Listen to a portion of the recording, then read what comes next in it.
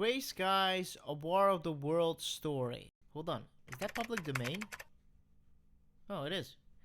The best way I can describe this game is The Last of Us if it was made by a single person. I always turn on subtitles if they were available, but looks like even though it's in the menu, it doesn't work. So we can see ourselves on a plane in the intro, and soon enough, one of the wings explode or something. That was too much excitement though. We cut to 2 weeks before the plane crash because we have some shopping to do. This is absolutely vital to the story of this game.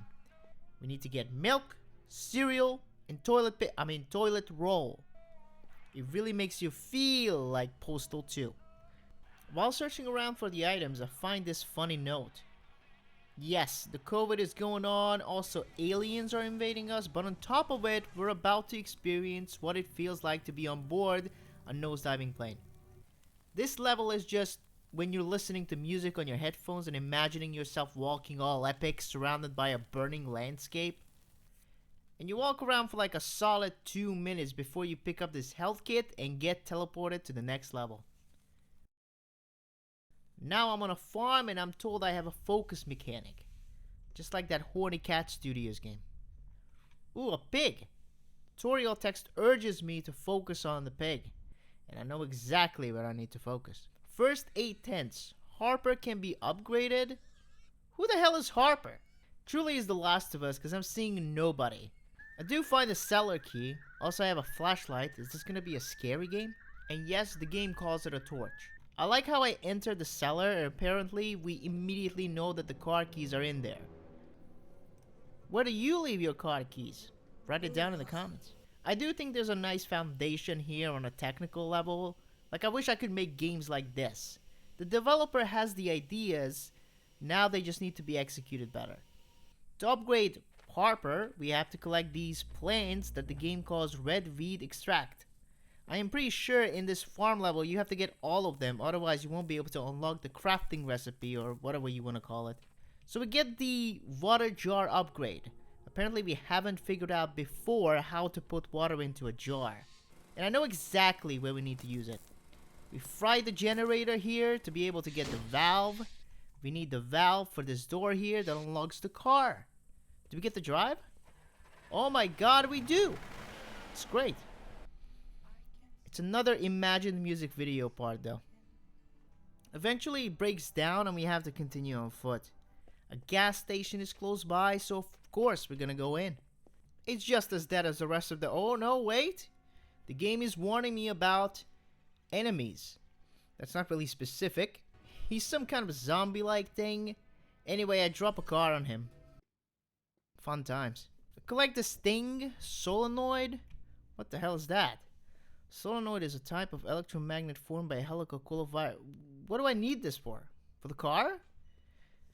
Well, the game tells me to leave the garage. I leave the garage.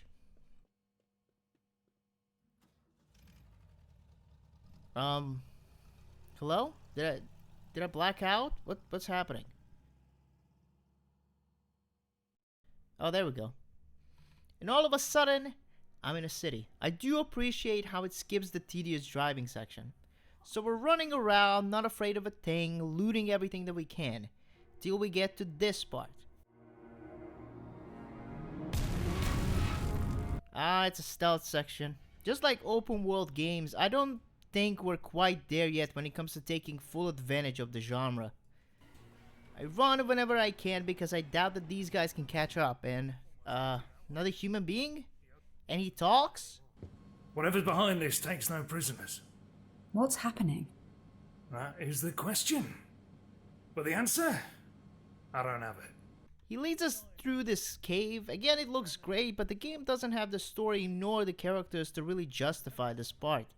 He actually just leads me further down the cave, so I still have to find my way out. This is when we meet a new type of enemy, which the game calls severely controlled. They can't see you, they can only hear you according to the tutorial. Now, you have to understand, there is no such thing as a blind enemy when you're programming them. And you can see a couple of examples here. They are clearly programmed to follow you, otherwise I could just walk as slow as possible and leave them behind in the dust.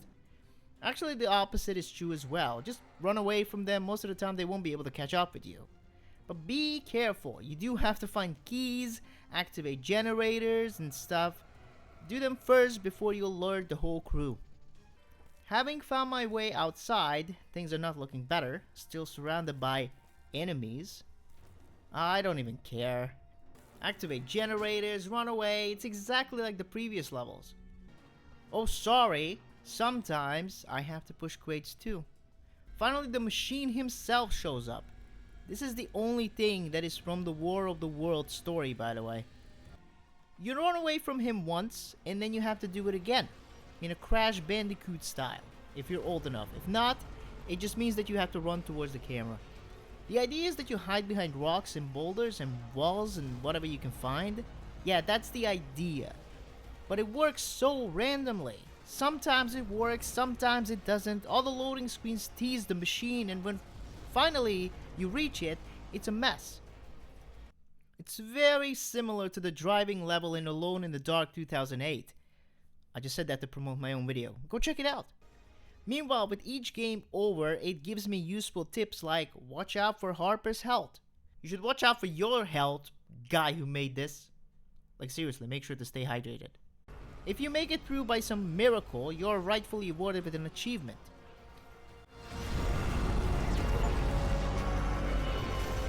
And then the next level, I can't even tell anymore. Everything looks the same. I don't know where I am. I'm not even sure I'm making progress.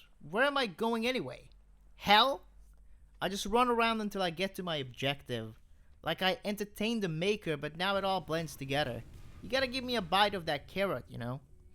Next scenery, a mention, I guess? With the TARDIS or something? But we do get the pool area. Please do not swim. There's an animation for it. Okay, yeah, this is it. You know, you should have used this humor throughout the whole game. Other than that, get the code for the door and on to the next level.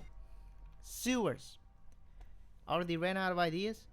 It's full of these blind zombies. It's a mess. Sometimes you just have to wait until they get out of your way, and there's a ton of them. Then we're in a harbor or something. More jumping, more crate pushing, and this is where I ran out of fuel. The carrot has rotten.